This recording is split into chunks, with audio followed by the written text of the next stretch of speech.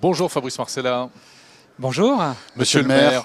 En même temps, en plus. Pas mal, hein. Oui, Trop fort. C'est beau, hein, quand Ouais, même. c'est Nous avons beau, le ouais. respect des édiles. Oui. Le maire du village Le maire Baïséa, du donc, village qui nous Baïséa. accueille d'ailleurs chaque mois, En plein ici cœur dans ce de village Paris. start-up. Fabrice qui est un peu notre coach start-up. Hein. Oui. La semaine dernière, on parlait... Le mois dernier plutôt. Le mois Oui, dernier. le mois dernier. C'était tellement bien ici, tu crois que c'était la Exactement. semaine dernière. Ça passe vite. c'est ça. Donc avec vous, chaque mois, vous nous donnez des conseils pour si on est soi-même jeune entrepreneur. Et cette semaine, Fabrice, quel conseil tout simple pour ne pas foirer sa start-up, j'ai envie de dire. C'est exactement ça, c'est bien de l'héberger, encore faut-il la réussir. Alors Jérôme, François, ce que je vous propose cette semaine, c'est d'analyser un peu les critères qui ont fait le succès de certaines startups. Alors d'ailleurs, à Que votre vous avis... hébergez-vous ici? Non, pas forcément, forcément, d'une manière ici générale. et ailleurs. Rappelons que vous avez combien de start-up ici hébergées, Alors, Fabrice depuis 3 ans, nous avons accompagné 150 startups. Alors, bien sûr, je vais partager avec vous ce retour d'expérience, mais ce n'est pas que le mien. Ouais. C'est aussi celui d'un serial entrepreneur qui s'appelle Bill Gross, qui est un serial entrepreneur américain.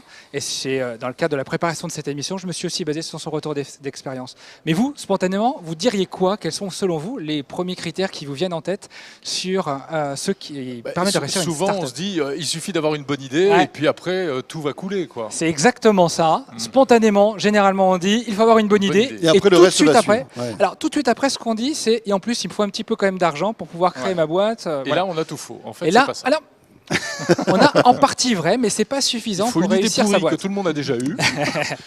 Non, mais disons que l'idée, l'idée, c'est souvent le fait générateur à la création de la société. Il n'y a pas que ça. Ensuite, il y a aussi les collaborateurs, l'équipe, les associés qui vont parcourir finalement cette aventure ensemble. Il faut des gens qui croient dans le projet, qui s'engagent. Ce sont les premiers promoteurs qui vont permettre de vendre l'idée.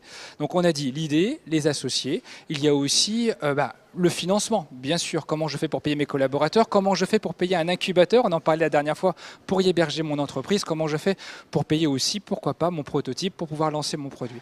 Ensuite, il y a le modèle économique. C'est la stratégie qui va permettre à l'entrepreneur de rentabiliser son investissement. Comment va-t-il faire pour gagner de l'argent?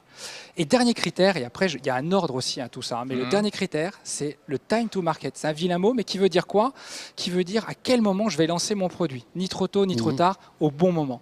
Alors maintenant, si on regarde parmi les startups qui ont réussi, quels sont les différents critères par ordre d'importance? Le premier d'entre eux, à votre avis, c'est quoi sur ceux qu'on vient de se citer? Pas dépenser trop de sous tout de suite, non? Non, Ouais. moi, je dirais l'équipe.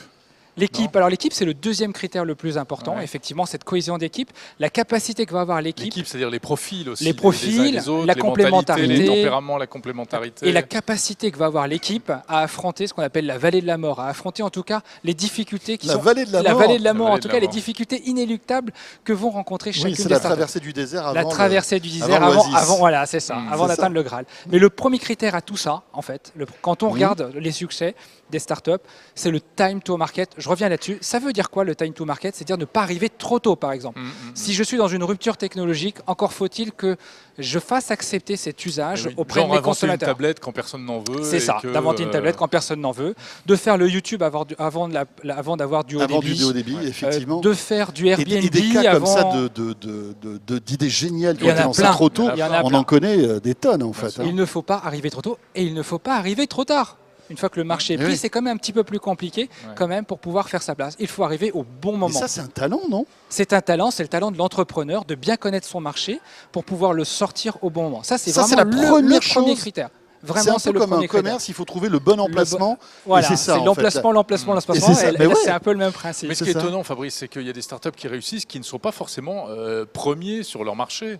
Oui, mais Elles peut-être. arrivent après d'autres et puis ça marche. Hein. Oui, mais alors, effectivement, il y a aussi l'idée. L'idée doit être suffisamment nouvelle, créative, et quand on n'est pas le premier, peut-être que son idée doit être un peu apporter, disruptive, ou en tout cas qu'elle apporte un plus. Donc si je reprends mes 3 premiers critères, on a dit le time to market, l'équipe, l'exécution, la qualité de l'exécution, et l'idée, bien sûr. L'idée, elle n'est pas... C'est Enfin, étonnant. je Enfin. terminerai peut-être cette liste. Quatrième critère important, c'est le modèle économique. Mais on le sait très bien que le modèle économique, il vaut ce qu'il vaut au moment où on va le démarrer. Il va se confronter au marché, il va se confronter à la concurrence, il va se confronter aux clients et il va évoluer au fil du temps. Et enfin, bien sûr, il y a le financement. Mais le financement, de nouveau, ce financement, il va évoluer au fil du temps. On ne va pas financer les mêmes choses en fonction de la maturité de l'entreprise. C'est complémentaire à tout le reste. Et ça, c'est la bonne recette.